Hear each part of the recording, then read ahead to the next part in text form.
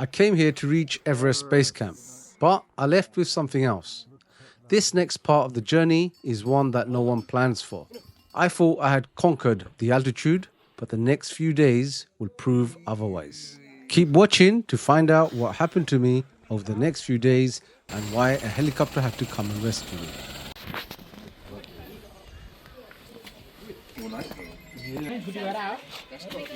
We are on day 4. Yesterday we did see Everest, but it was very cloudy. This is the clearest view of Everest. That's Everest right in the middle. There's Lhotse next to it, and I don't know what that mountain is called. Amma means mother. Amadablam. Once upon a time, Everest used to be apparently the lowest point, like at sea level, because they found some deposit on there that suggests that. But it's just amazing, isn't it? It's just, you can stand here for ages just admiring and just go. The past few days, I knew I wasn't okay.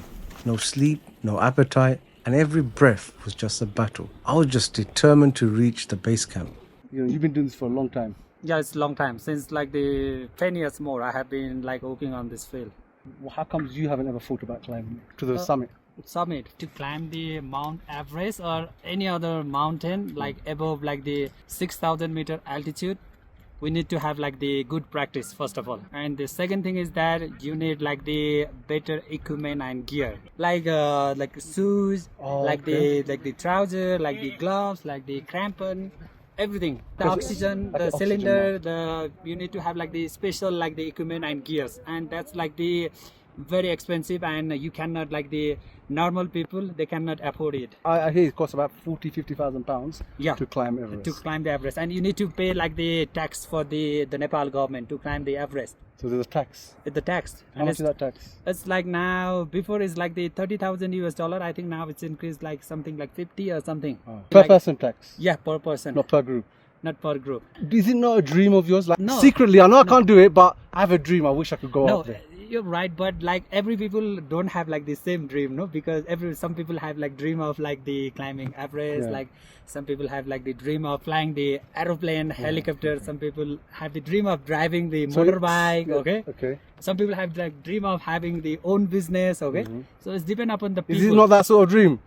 It's not on my dream. Is that an unrealistic dream to climb Everest? Because I feel it's an unrealistic dream for us. But it might be more realistic for you because you've got so much experience of coming to these mountains. Experience is fine for like the base camp, but to climb the summit, I think it need to be, I told you, physically and mentally more fit. Mentally, physically, you keep mentioning that. Yeah, mentally more fit. Yeah. We have arrived. I don't know how many hours of hiking we did to get here.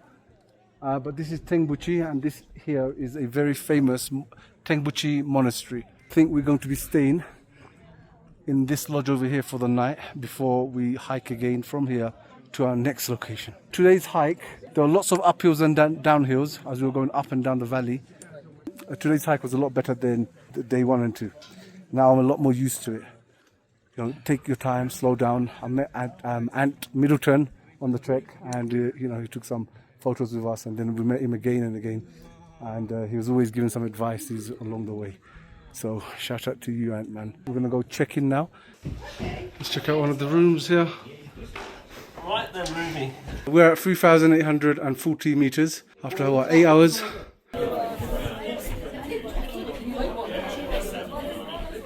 This is day number 5.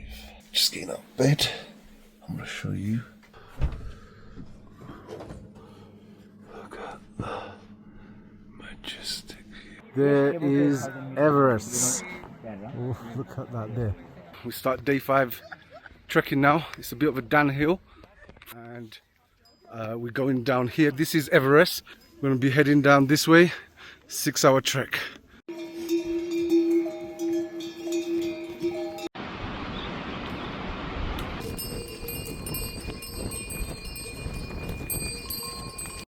Up here in this high altitude, this is how people create warm water. So this thing is taking in the energy from the sun, and it's boiling that kettle up there, and that's going to give them the hot water. Amazing.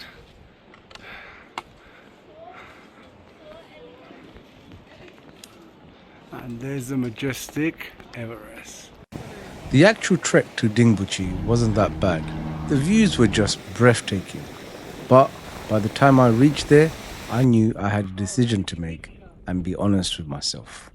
We have arrived at the end of day 5. Today was hard. It was more flat, but it was still hard. I didn't eat a good lunch. I had a pizza. I think that had a part to play. I didn't get the nutrients I needed. As you can see, I'm sitting outside. Everyone's gone inside. The reason I'm sitting outside is because I've got a thumping headache. And if I go inside, there's so much noise. And you're sitting around restaurant tables usually. And I just want a bit of peace and quiet. That's why I'm sitting outside. It's tough. It's been tough. And now I'm meeting lots of people who are coming back down from Everest Base Camp.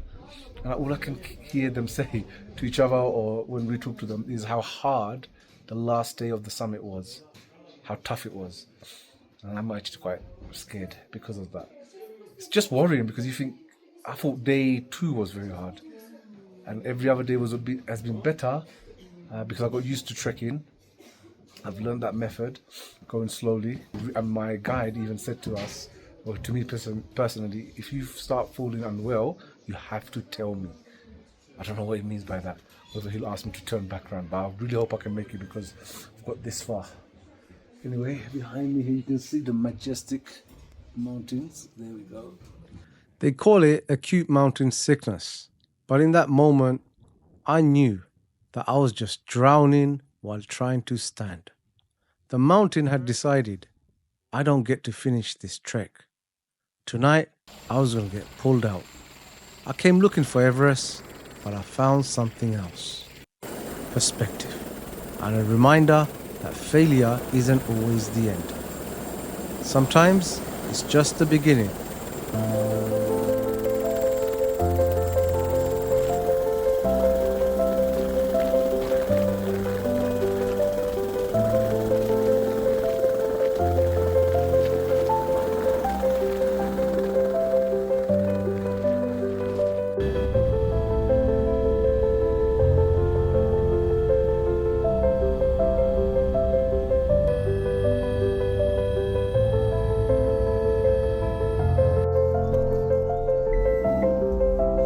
They said I've got bronchitis, I've got fever, I had dizziness while I was there.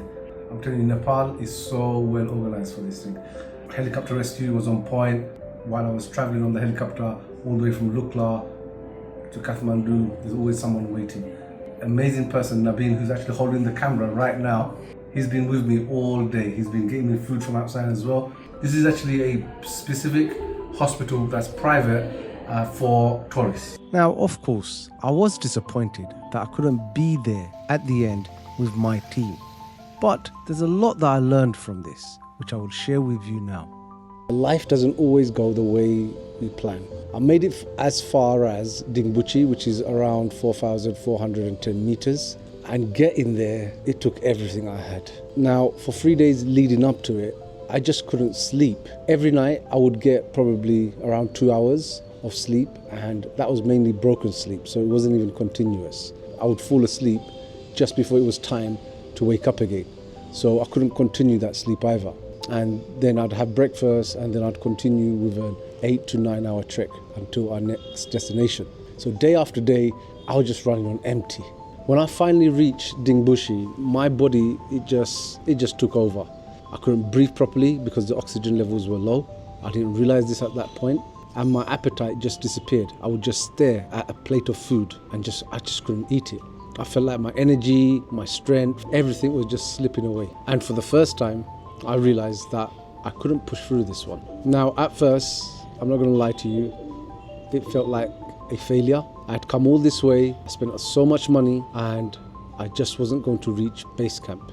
And that reality, when it hit me, I just felt so disappointed, so down. And that made my condition feel even worse.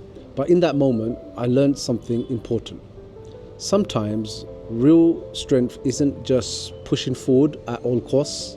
It's knowing when to listen to your body, your limits, and accept that it's okay. Now, along the way, I saw some of the most breathtaking and beautiful sights I've ever witnessed in my life. And you can only see these sights if you are there in person. And these sites are not easy to reach by car or anything. In fact, you can't reach it by car at all. Some of these places are so remote I mean, we literally went up and down mountains and rivers and valleys. It was just breathtaking, the whole journey. Things you can only truly experience by being there. And I'm so thankful for that. Now, the trek gave me a lot of time to think. You know, when you're walking in silence, struggling just to breathe, your mind starts to strip away all of the noise. I thought about life, how we spend so much time chasing goals, believing that happiness is waiting at that finish line. But happiness isn't only at the end. It's hidden in the steps, in the moments, the struggles that we live through. I didn't reach Everest Base Camp, but I found something even more valuable. Gratitude, humility. I mean, I was even thankful for being able to flush toilet paper down the toilet. I was thankful for having access to warm water, to even have hot showers, to even groom myself, things that I couldn't do up on those mountains. And also, when I was going through those Sherpa villages, I saw the conditions that the people lived in, how remote they were. And I was thankful knowing that I would be going back to a more comfortable life. This made me even more grateful that God has blessed us with the kind of things that we have. In the end, it's not always about finishing every goal. It's about who we become while we are trying. And sometimes not reaching the summit is exactly what you needed all along.